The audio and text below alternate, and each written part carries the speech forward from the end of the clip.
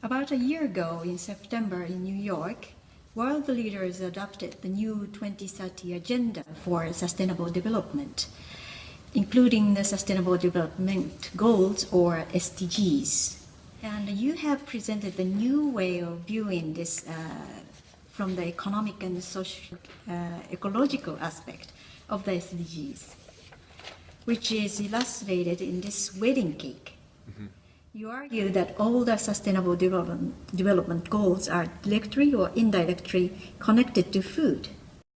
Will you explain how food is linked to all sustainable development goals? Yeah, perhaps I can even hold this here just to, to begin with, I should say that this might seem like a simple step, but it really means something profound, which is that the achievement of the UN when they adopted Sustainable Development Goals is extraordinary. It's the first time ever that we as the world's nations, have an agenda for delivering on very aspirational social and economic goals.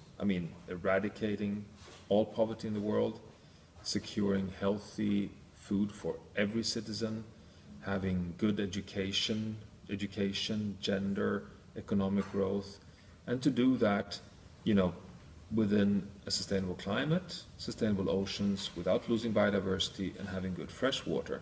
So we've never had that before. Now, the risk with these is that there are 17 goals, and many nations feel that, it's too much to implement them all.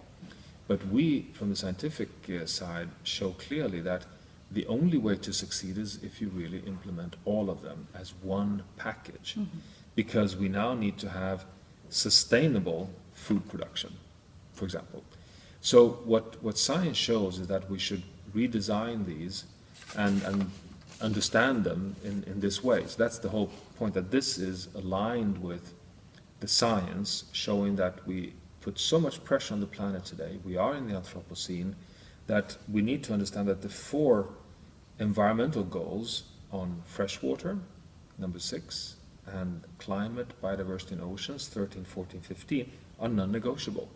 They establish the platform of a safe operating space on the planet, and that we need to stay exactly within. So for climate, for example, under 2 degrees Celsius, agreed in Paris, means actually staying within a global carbon budget. Mm-hmm. So we have a maximum amount of allowed carbon dioxide that we can emit. We know that number fairly well. It's roughly 400 billion tons of carbon dioxide.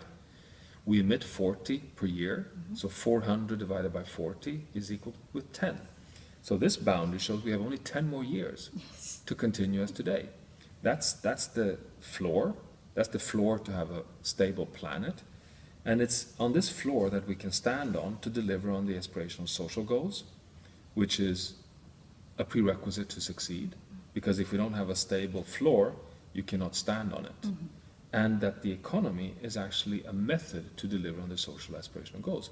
So if we say economic growth, fine, but that's a method to achieve these goals. And then we need partnerships. So this is a way of aligning the enormous accomplishment of the United Nations, and therefore the world's nations, aligned with the reality that we humans face today on Earth. That, 30 years back, you could have said, this is fine, because we have so much fish left in the oceans. There's so much greenhouse gases we can still emit in the atmosphere because temperatures have only risen by 0.3 degrees Celsius. We have so much forest and so much biodiversity. So we can focus on the social and economic goals and do as good as we can on reducing environmental impacts. No longer. Now we're here. We're such a saturation point in terms of global environmental risks that the only way to deliver on the social and economic is within the safe operating space of the environmental goals. So that's the message here. And I would argue that this is increasingly understood by political leaders and by business leaders and in society at large, but it is not so that we see the action required to really accomplish it. We need to have a much more rapid pace of truly implementing sustainable solution across every sector, from agriculture to electronic industry, to deliver on these social and economic goals. Thank you very much. Very informative. Thank you.